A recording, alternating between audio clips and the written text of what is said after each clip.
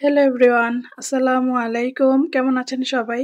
চলে আসলাম প্রতিদিনের মতো আবারও নতুন একটি রেসিপি নিয়ে। আজ আপনাদের সাথে শেয়ার করব ভিটামিনে ভরপুর ক্রিস্পি ব্রোকলি পাকোড়া আজ আমি ক্রিস্পি করে তৈরি করব। তো চলুন দেখে নিই কী কী উপকরণ লাগবে।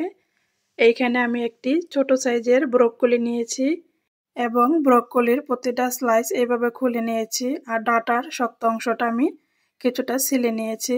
তাহলে ভাজার সময় খুবই সুন্দরভাবে কুক হয়ে যাবে ভিতরটা।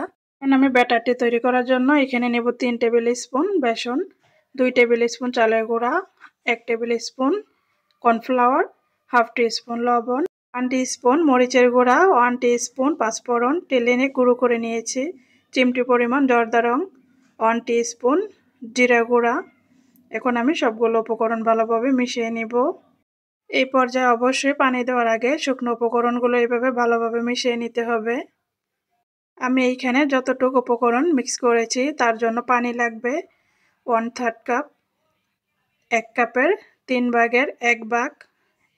তো এইখানে আমি অল্প অল্প করে দিয়ে ব্যাটারটি তৈরি করে নিচ্ছি, পুরোটাই একেবারে দেব না। আঠালো একটি সুন্দর ব্যাটার তৈরি করে নিতে হবে, তার জন্য আমি অল্প অল্প করে পানিটা 2 থেকে 3 বারে মিশিয়ে নিয়েছি। 1/3 কাপ আমার পুরোটা পানি লেগেছে। তাই নর্মাল ঠান্ডা পানি দিয়ে আমি ব্যাটারটি তৈরি করেছি। আমি এইখানে ব্রোকলিগুলো 2 মিনিটের জন্য গরম পানিতে ফুটিয়ে নিয়েছি। এখন আমি দিয়ে দিয়েছি ভালোভাবে, ব্যাটারটির সাথে ব্রোকলিটা মিক্স করে নিব। এই ব্যাটারটির মধ্যে আপনারা চাইলে ময়দা বা বেসন দিয়েও তৈরি করে নিতে পারেন ব্যাটারটি। আমি এইখানে চালের গুঁড়া আর কর্নফ্লাওয়ার অ্যাড করেছি শুধু ক্রিস্পি হওয়ার জন্য। এখন আমি পাকোড়াগুলো ভেজে নেব। মিডিয়াম আঁচে তেলটা গরম করে নিয়েছি, মিডিয়াম আঁচে রেখে আমি ক্রিস্পি করে পাকোড়াগুলো ভেজে নেব। এই তো এক পাশ হয়ে আসছে, এখন আমি উল্টিয়ে দিচ্ছি। অনেক ক্রিস্পি হয়েছিল। অবশ্যই আপনারা ট্রাই করবেন এই রেসিপিটা, খেতে খুবই ভালো লাগবে। এখানে পাকোড়াগুলো ক্রিস্পি করে ভাজা হয়ে গিয়েছে, আমি নামিয়ে নিচ্ছি। ভাজার সময় অবশ্যই আপনারা 2 থেকে 3 বার উল্টে পাল্টে ভেজে নেবেন, তাহলে অনেক সুন্দর ক্রিস্পি হবে। চুলার আঁচটা হাইয়ে রেখে ভাজলে উপরটা কালার চলে আসবে, ভিতরটা কাঁচা থেকে যাবে। তাই কিছুটা সময় নিয়ে মিডিয়াম আঁচে পাকোড়াগুলো ভেজে নেবেন, তাহলে অনেক সুন্দর কালার থাকবে এবং ক্রিস্পিও হবে।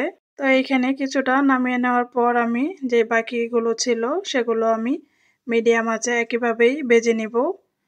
এখন দিয়ে দেব সেই পাকোড়াগুলো। এই ব্যাটারটির মধ্যে আপনারা চাইলে কাঁচামরিচটাও ডুবিয়ে ভেজে নিতে পারেন যদি ঝাল পছন্দ করেন। আমি এইখানে পাকোড়াগুলো খাওয়ার জন্য 3টা কাঁচামরিচ ভেজে নিয়েছি।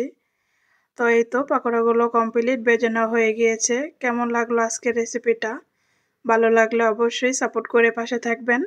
ভিডিওটি দেখে থাকলে প্লিজ একটি লাইক করবেন। যারা যারা আমাকে সাপোর্ট করেছেন সবাইকে অনেক অনেক ধন্যবাদ। এখন আমি আপনাদেরকে মরিচটা ভেঙে দেখাচ্ছি। যারা ঝাল পছন্দ করেন তারা পাকোড়াগুলো খাওয়ার সময় এই মরিচ ভাজাগুলো খেলে খুবই ভালো লাগে, বা আপনারা আপনাদের পছন্দ অনুযায়ী সস দিয়েও খেতে পারেন। এই তো আমি একটি পাকোড়াও ভেঙে দেখাচ্ছি, ভেতরটা সুন্দর সিদ্ধ হয়ে কুক হয়েছে। আজ এই পর্যন্তই, কথা হবে আবারও নেক্সট ভিডিওতে। সবাই ভালো থাকবেন, আল্লাহ হাফেজ।